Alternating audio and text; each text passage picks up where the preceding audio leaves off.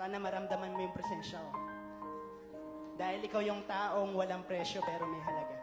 Ikaw yung jeep, ako yung pasaherong laging naghahabol. Parang asong laging tumatahol.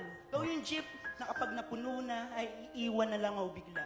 Pero mahal, dahil sanay na akong maiwan, hindi na ako nabigla. Alam kong sa choices mong all of the above, ako ay none of the above. Ako yung taong maraming talento dahil talento kong magmahal ng taong hindi ako mahal. Talento kong masaktan kahit wala akong karapatan. Talento kong mangarap para sa babaeng kahit kailan hindi ako pinangarap. At higit sa lahat, talento kong maging masaya kahit nasa piling siya ng iba.